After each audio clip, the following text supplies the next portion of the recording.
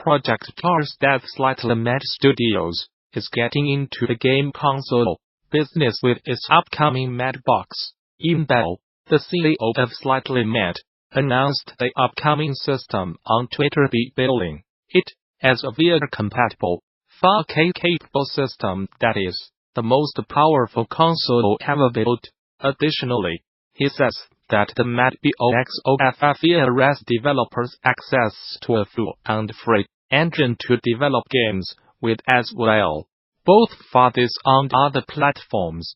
Bell elaborated on the plans for the Madbox in an interview with Variety, noting that current arrangements see the console shipping in around 3 years' time with specifications equivalent to a very fast PC 2 years from now. Though conversations with manufacturers are yet ongoing, so specific specs have yet to be nailed down. The system aims to offer support for most major VR headsets, including some currently upcoming devices, at 120 FPS. Additionally, the company is currently evaluating offers from named investors to grab the funding needed to see the Madbox to market, and says that the team is eyeing a worldwide release for the system, which includes, in Bell's words, areas that are, let's say, not particularly open to other vendors at the moment.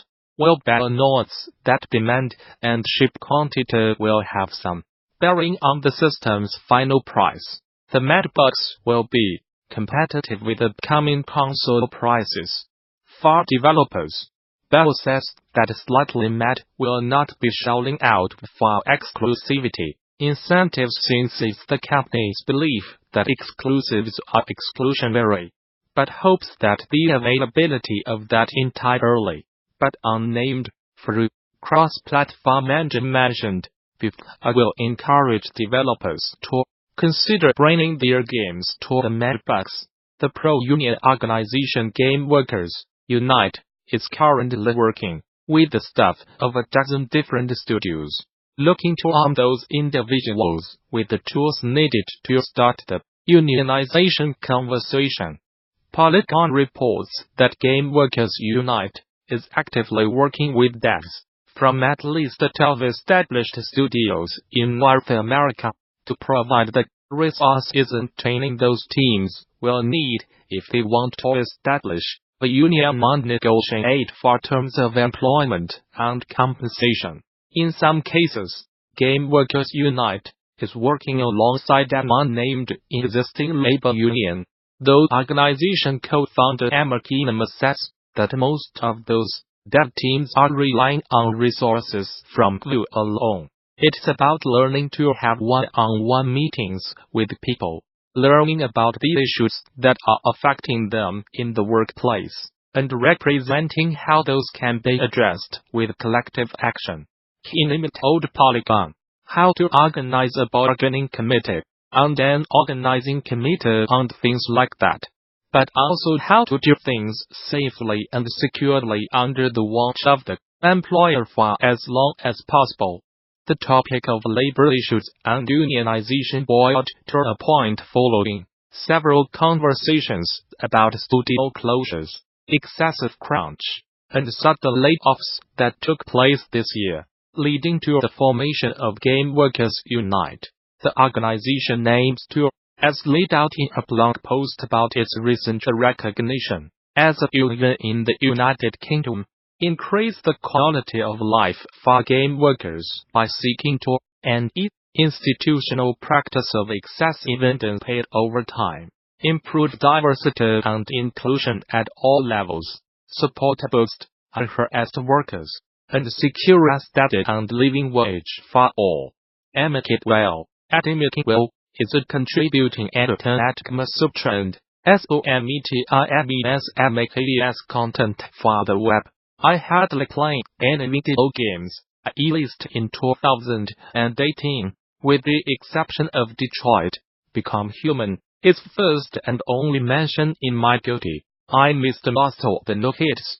I am not sure if it's because 2018 felt like an eternity and drained my desire to do anything. Yikes.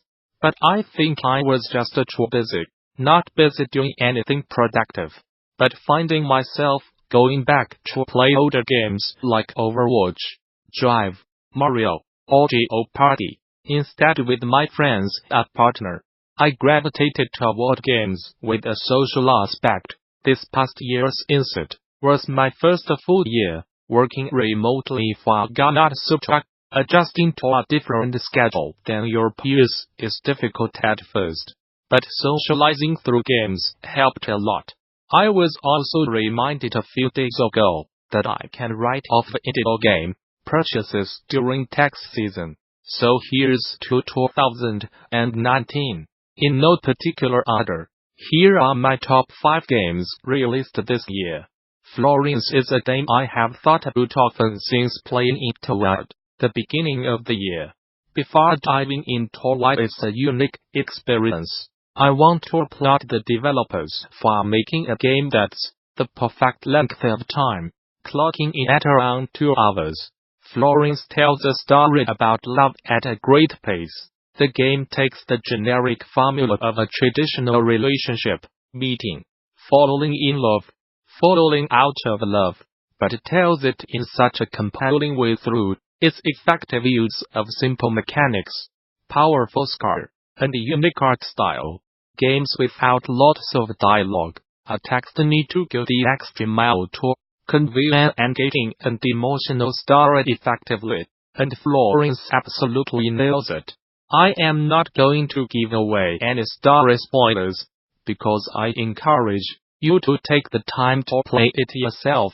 I will say that Florence is made for mobile, and other short narrative games would find themselves a great home on the platform. Mobile is confined to a very small subset of mechanics, tapping, swiping, or holding an icon on your screen.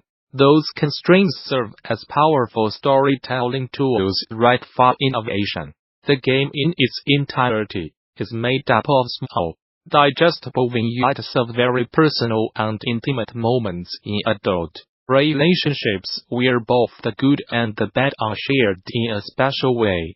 The nice thing about writing a personal go-to list is that games ported to different platforms get a free pass, which means I can stand on my soapbox to talk about how important A Mortician's Tale is. To start off, this game works incredibly well for mobile. Simple point-and-click mechanics from its PC counterpart transitioned over smoothly to the small screen. I prefer mobile because it felt more personal this time around as I gently guided Bones over to the cremulator.